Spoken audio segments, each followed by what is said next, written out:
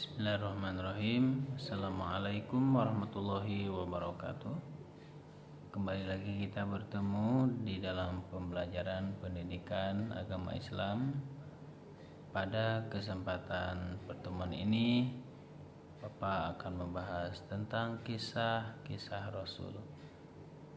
Kisah di antaranya adalah tentang kisahnya Nabi Ilyas dan Nabi Ilyasa. Mari kita perhatikan pada cuplikan berikut ini. Nabi Ilyas alaihissalam. Salah satu nabi yang diabadikan di dalam Al-Quran yaitu adanya Nabi Ilyas alaihissalam. Bagaimana perjalanannya? Mari kita lanjutkan. Nabi Ilyas adalah putra Yasin bin Finhash, yaitu salah satu dari keturunan Nabi Harun. Nabi Harun yang kita kenal adalah saudaranya dari Nabi Musa alaihissalam. Diutus oleh Allah Subhanahu wa taala kepada kaum Yordan atau Bani Israel. Penduduknya menyembah berhala atau hubal atau dikenal juga dengan Baal. Nah, berhala tersebut berada di tengah kota sehingga dikenal dengan kota Baalbak.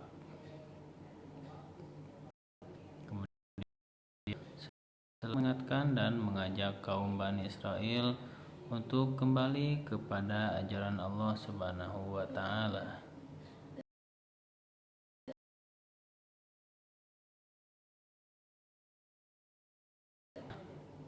Yang bernama Baal tadi, yang berada di tengah-tengah kota.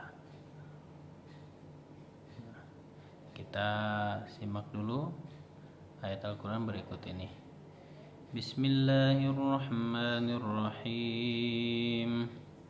Idz qala liqaumihi ala tattaqun. Dan ingatlah ketika Nabi Ilyas berkata kepada kaumnya, "Ala tattaqun? Mengapa kalian tidak bertakwa?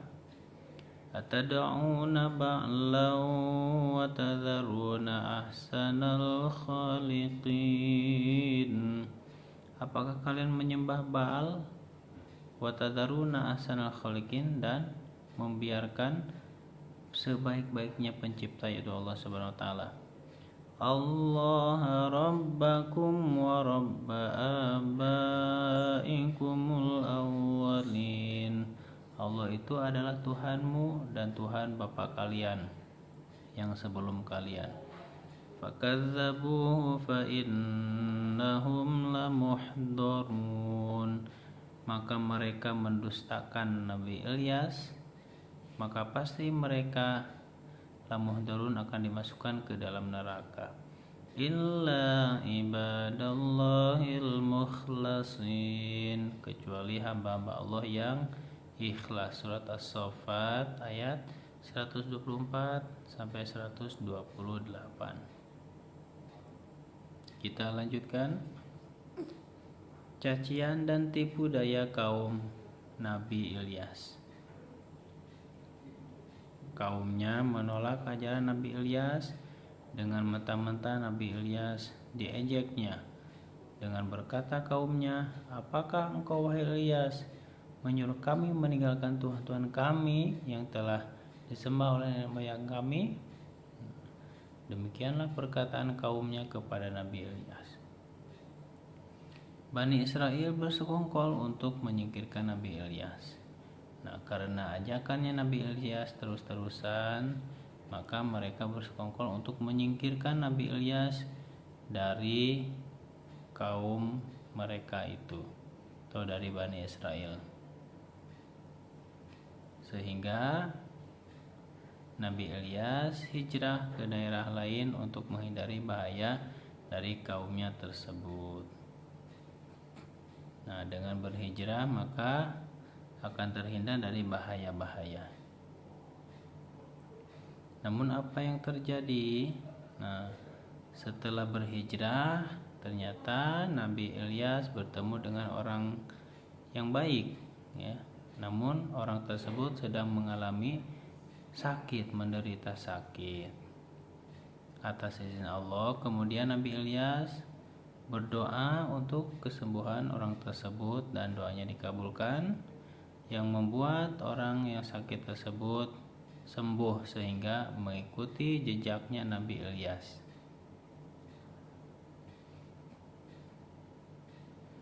Dan tahukah siapakah yang sakit tersebut? Ternyata yang sakit adalah namanya Ilyasa. Namun sebelumnya bahwa Nabi Ilyasa ini sakitnya menderita lama sekali. Nah, setelah bertemu dengan Nabi Ilyas, lalu Nabi Ilyas berdoa untuk kesembuhannya dan Allah kabulkan doanya, maka Nabi Ilyas menjadi teman berdakwahnya Nabi Ilyas. Nabi Ilyas menjadi teman dakwah Nabi Ilyas. Nah, kemudian kaum Bani Israel dilanda kekeringan selama 3 tahun setelah pengusiran Nabi Ilyas. Dan akhirnya terjadilah umumnya bahwa kaum Bani Israel itu ada dalam keberlimpahan harta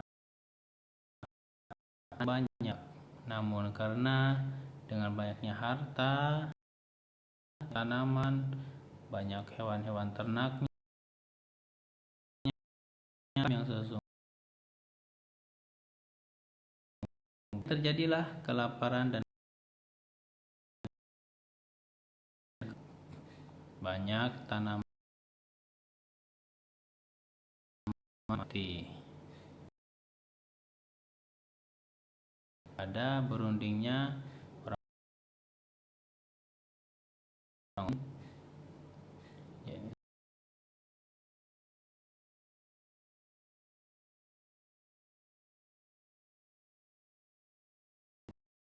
orang bahwa sesungguhnya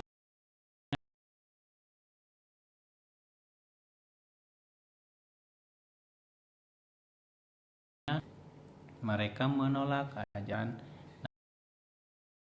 Mereka sadar kemudian mencari Nabi Ilyas. Dalam pencarian yang lama,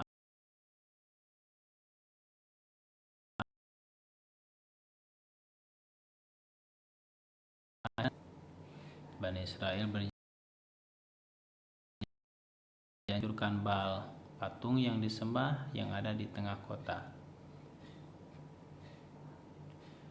Turunlah hujan di kota Baal karena mereka menyadari dan mereka bertobat, beriman kepada Allah Subhanahu wa Ta'ala. Maka setelah turun hujan, kekayaan mereka pun bertambah lagi, tanamannya tumbuh, binatang-binatang ternaknya mulai banyak.